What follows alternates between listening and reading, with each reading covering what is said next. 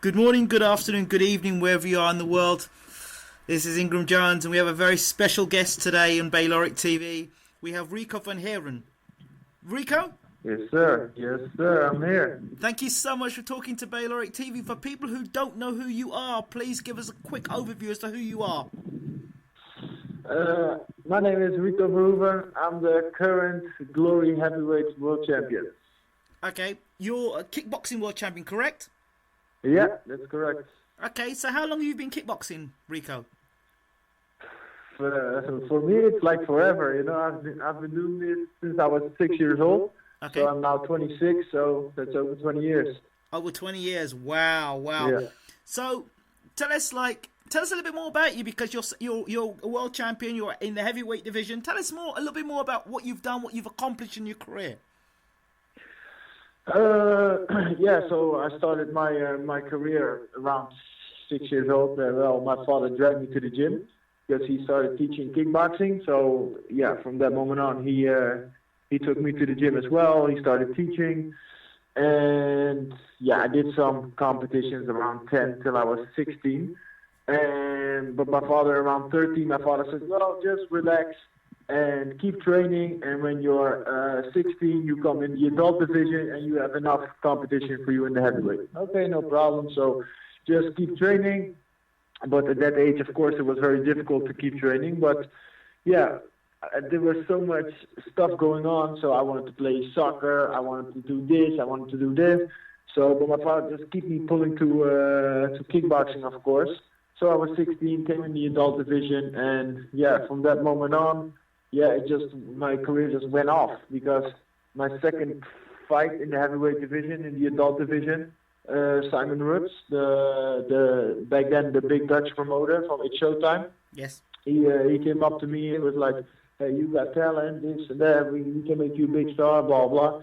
But I was still young. I was 16, and yeah, still on school. So we just said, "Okay, relax, just let's stay in contact, and we'll see you in a few years." And then when I was 18. We came in contact again, and I got my first contract with Showtime, and I was the youngest ever being scouted and getting a contract. And I think a year later, I fought my first fight for K1 Hawaii.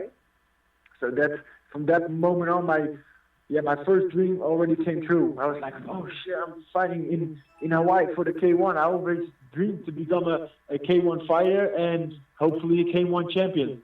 Because when I was around 8, I saw Peter Arts become champion. I was like, "Oh, I want that. I want that belt. I want the people that go crazy when they see me." And I think 4 years later, K1 went down, and Glory, pull everything up again. So I was like, "Okay, this can be good." And then I came in the final 16 for the first time, and my second fight versus Sammy Shields. So I won my first fight, and the second fight was versus Sammy Shields. And from that moment on, I lost that fight on points, but he was champion for 5 or 6 years. So that was crazy for me to fight him. And it was New Year's Eve in Japan, and my family was home, and I was like, I don't want to be nowhere else than right here against this man. And I put up a great fight, and after the fight, he also told me, after the tournament, he won the tournament as well, and he told me, "Rico, you were my strongest opponent tonight." He said, "This was crazy." He said, "Within 2 years," because after that he retired, he said, "After 2 years, you're going to be champion, I'm sure, within 2 years." And the year after he retired, I became champion. And yeah, still am. So it's now 3 years straight in a row. Since you've been champion, I watched a great documentary about you, The Prince of Kickboxing. Yeah. So where does that come from, the name, The Prince of Kickboxing? They gave me that name in Japan, so I don't really know where it came from, but it just I saw it in one of the interviews. There was this Dutch guy who wrote an interview about me, without me knowing about it, just about how I fight and how I prepare for fights, and what just the things he saw from the videos. Yeah. And then it was back then he called it the prince. The prince is on his way. I was like, why are you calling me the prince? You know, I didn't really understand. And then I wrote the article, and in the end it says, well, they call him in Japan, they call him the prince of kickboxing. So that's why he called it the prince is on his way. Well, according to you, in the documentary, it said that you said that you'd beaten all the best fighters in the heavyweight division. Is this true? Yeah, for me, I've beaten everybody that's out there. So I've beaten Peter, I've beaten Gita, I've beaten Zimmerman, beaten Saki. And all the heavyweight that's out there now. So that's what's up. And the only guy I didn't fight is Badahari. But yeah, that's from this time then. What do you think it takes to be a champion in your reckoning?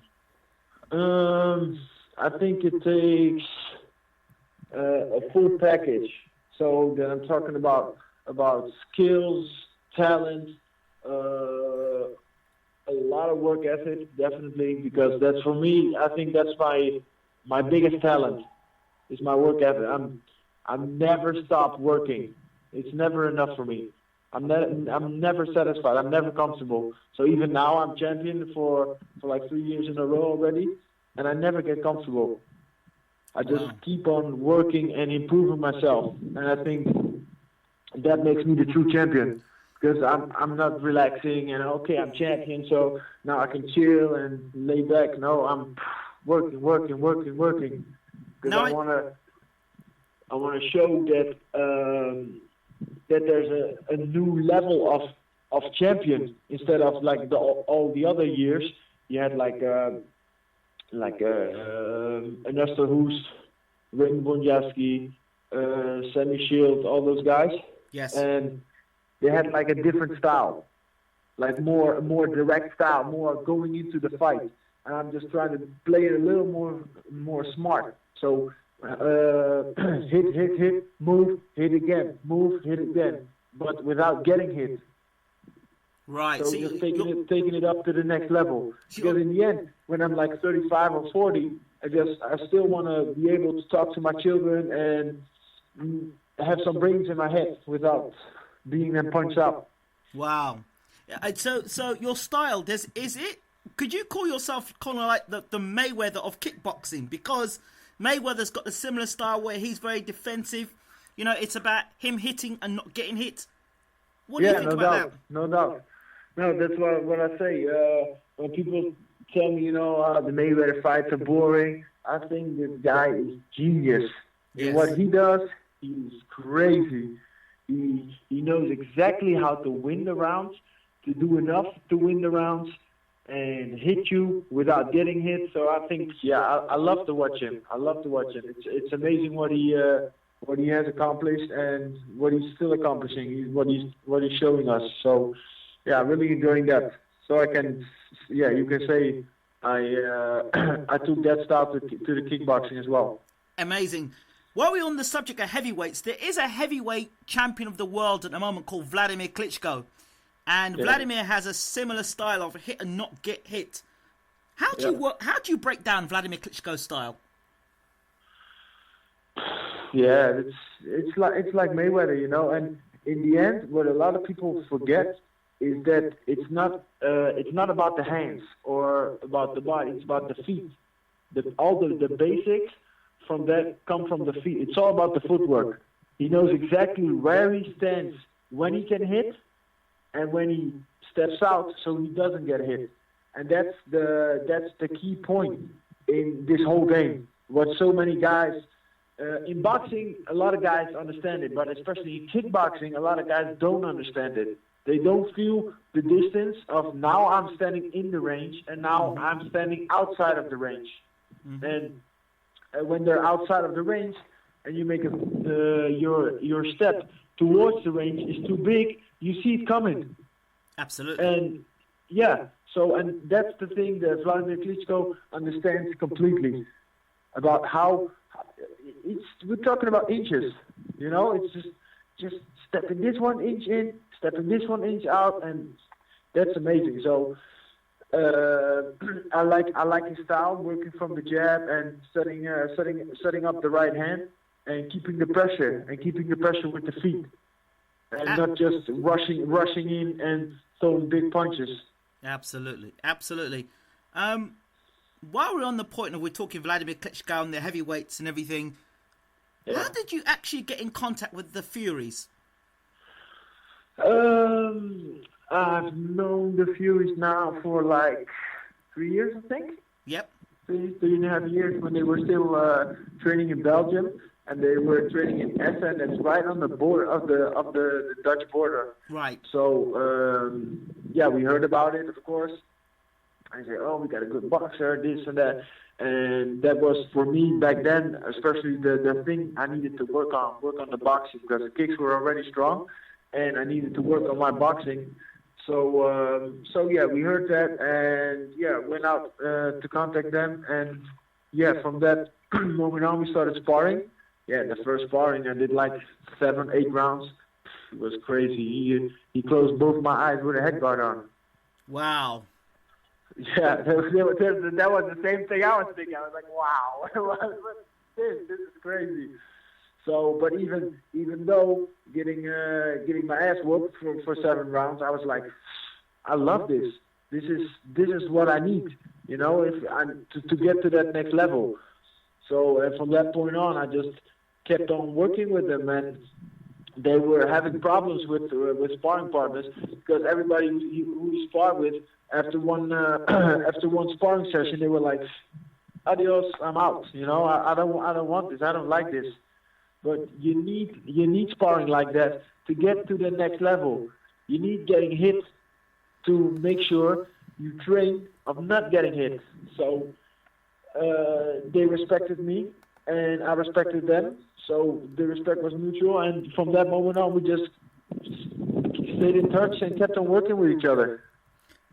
Okay, so I want to go back to the point of when you joined Team Fury. The initial contact that was made, how did that go? I mean, what was it like when you first were in there? How did Tyson receive you, and how did Peter receive you?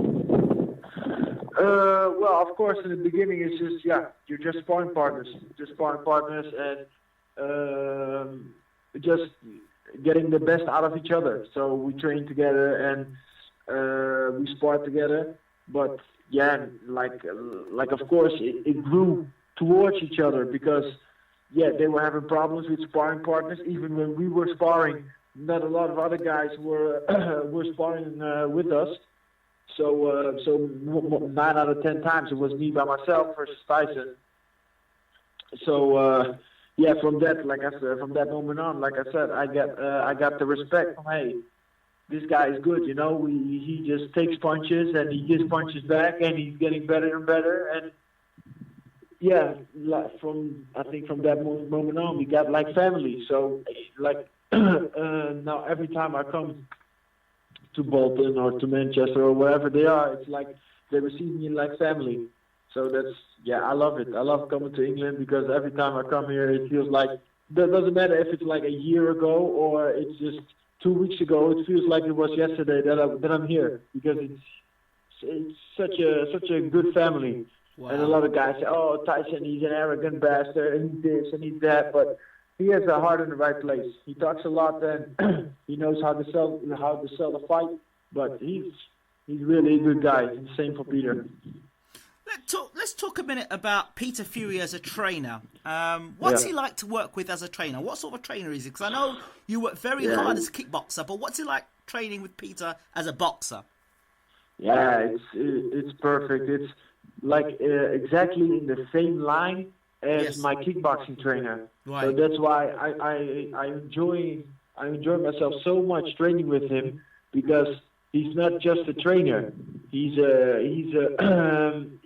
mentor. He can talk to you. He can explain why we are doing stuff, and we can talk about boxing. We can talk about technique. We can talk about fights, and he can just break things down so clearly that you really understand it. Even though if in the beginning he shows you a move and you don't really get it, he makes sure he's explained it to the detail, and you get it. And 9 out of 10 times, talking about it is sometimes more important than doing it. If you talk about it and you understand it, you know why you should do it or why you should use a certain technique or a certain move. So, and that's what I enjoy so much, because we can talk about it, and he holds the pads perfect, and yeah, like I said, it's like family. I feel so comfortable here, and it's in the same line as my kickboxing coach. He's so much more than just a trainer. He's like a father figure. He gives me life lessons, and that's the same with Peter. They're at a certain age that they can give stuff back to you, like the things they did in their life, and things you shouldn't do, or things you should do, or things you have to look out for, and stuff like that. I think that's so important to give to your fighters.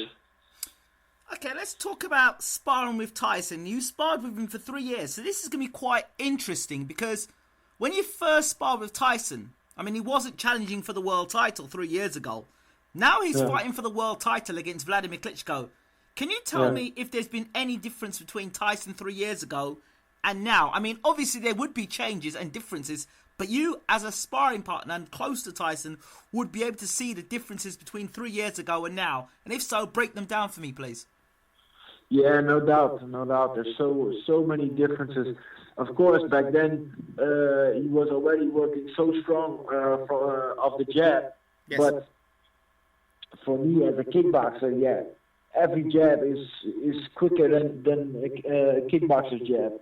But he's even advanced it even more. It's so crazy. He's so quick with the jab, and then with the movement after the jab. There's such small things, and the footwork, it's gotten so much better that it's so difficult to hit him, to hit him clean. It's not difficult to hit him, but hit him clean. That's the difficult part from sparring with Tyson, because he's so quick, and especially for a guy his size, it's amazing how he moves, because sometimes he's so close to the ropes. I think, now I'm going to take your head off. And he still manages to move away. And sometimes it's just like unbelievable for me. Like, how does he do that? That's crazy. He's on the back foot, and still he moves to the side. So his footwork game is really, really sick. Really sick. So his footwork's improved and his jab's improved. Yeah. And because the footwork is so advanced, all his shots come off better. So it's not like I can't really say like his punches got like 10 times better, because his punches were already good. But because the footwork is in such an advanced stage, the shots just come off better. So he knows how to put the feet right on the side, so he doesn't get hit, and he hits you, step to the side again, and move away and move off. Yeah, it's really crazy. Wow. How physically strong is Tyson up close? Sorry? How strong is Tyson up close? Are you able to bully him, or is he quite solid? Yeah. Of course. I'm also a heavy guy, so I'm able to bully him sometimes. I can get up close with my hands up and ruffle him up a little bit, but he's quite solid as well. So right. So I think from the strength we're quite close, because we're both big heavy guys. Of course, his reach is a little bit longer than mine, because he's like 6'9" and I'm like 6'5".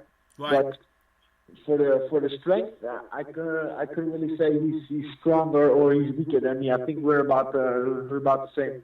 So Rico, how much do you usually weigh come fight time? Sorry? How much do you weigh come fight time? How much is your weight come fight time? I think it's like 257. Okay, so you're a big lad. Yeah. So it's like 160 kilos. Right. Okay. And when you're sparring with Tyson, I know that you've known him for 3 years now. Does that friendship ever spill into the ring where you can't spar seriously, or are your sparring sessions quite brutal? Yeah, definitely. But it's not. We're sparring hard. Yes. And we're sparring intense, but not with a mean thought. Right. And I think that's the base of good training and having good trainers and being a good fighter, because getting a punch in the face just comes with the job, right? Yes. So I think that comes to the next level of elite fighting, not getting angry and just keeping the focus even though you get hit hard. Right. Okay. And so that's on the level where we are. We are on that elite level. We can hit each other hard without being angry. Of course, at that moment we don't say stuff, and we just say, okay, come, no problem. I'll just eat that punch. And after that, so that was a good one. Yeah, you hit me good on the body, or you hit me good on the head, or whatever. But during training, you don't show anything and just stay focused. Rico, if you were to fight Vladimir Klitschko, hypothetically, what would be your strategy to fight Vladimir Klitschko? What would you use as your breakdown to take out Vladimir Klitschko? Kick him to the leg. Right. Kick him to the legs. I just kick him to the leg. So I make him a little bit slower. No, if I would fight Vladimir in a kickboxing fight. No, in a boxing match, not a kickboxing match. Sorry? In a boxing match, not a kickboxing match. Yeah, I know. In a boxing match. In a kickboxing match, of course you'd kick him. In a boxing match, just try to pressure him, because he's 9 out of 10 times he's pressuring the opponent with the feet, because he's so quick on the feet. Right. So that would be one of the most important things that I would do. Pressure him, and because he's of course he's a little bit older, and should take the biggest advantage of my youth. So just pressure him and make sure he gets tired. Right. How important is it for you, Rico, to fight the best fighters in the world? Yeah, that's really important, because every time that you win, you get the acknowledge of being the best. So if you're only fighting elite fighters, you always get that confirmation. Yeah, you are the best, because you are fighting with the best and you're winning. So that shows you're at an elite level. Right.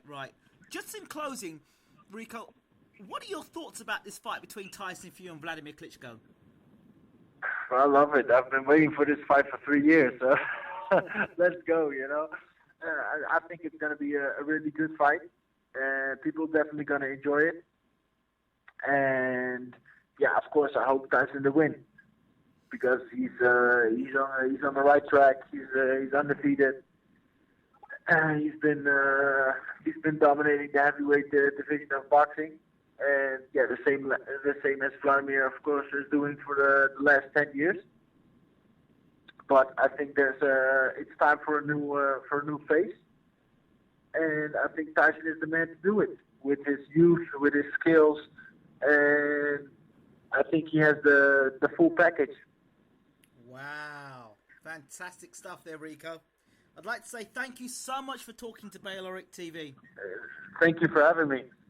A pleasure. Take care. All right, take care, man. Bye-bye. Bye-bye.